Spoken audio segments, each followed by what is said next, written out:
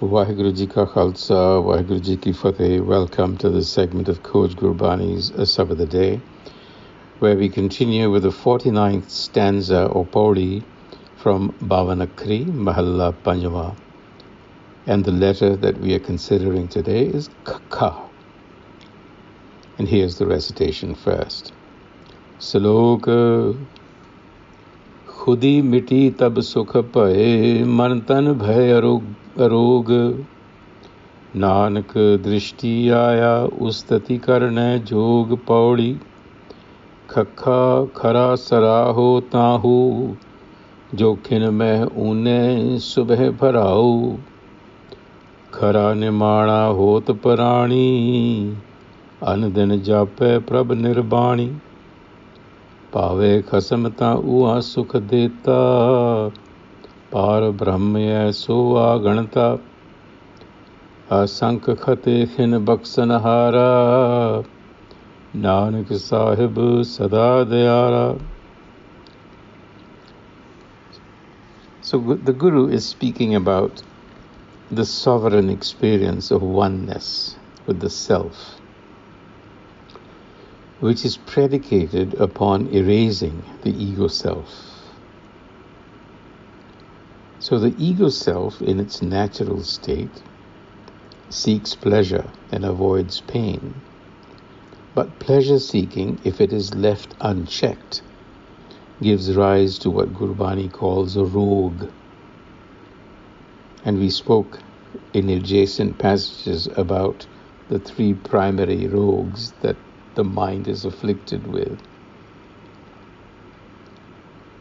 And that is what creates a narcissistic personality, and that is what we have to actually save ourselves from. So the Guru says you do that by experiencing the self. You get out of that afflicted state by experiencing the self or discovering the self, because that self alone is worthy of praise. Nanak drishti aya ustati karne jog, one who is worthy of praise. When that is experienced, then one's afflictions of the body and mind are removed. Man tan bhai arog. And that happens by erasing the ego self. Khudi Miti. Khudi Miti tab Sukh Bhae. Lasting happiness and comfort. So it is all about erasing the ego. And in the pauri, from the letter Kakha, which means pure or genuine or authentic, the real article, the Guru says, serve that pure self, khara saraho tahu, because the self can instantly fill our emptiness. Jo khin mahe une subhar parhahu. Subhar means to fill completely. The point being that regardless of where we are or what we do or what we think of ourselves, we are saddled with a sense of emptiness, of inadequacy, of incompleteness. And that is the source of all of our afflictions. And the Guru is teaching us here how to fill that emptiness. The Guru says you fill that emptiness by emptying yourself, because you're filled with the ego, which is empty, which is really doesn't have an existence. So empty yourself of the ego mind, because it comes with its afflictions. Karane mara hot parani. Parani is addressing the mind. You do that by meditating on the self. Anandana jape prab, who remains untouched by the play of the world, nirbani. In this way, the Supreme Self is pleased and drawn. That's what it means. Pave khasamta ua sukh deta. Because that is its infinite nature. Par Brahm aso aganata. And in the end, Nanak declares Nanak Sahib a-sabad-a-day, the Master of the universe, is merciful.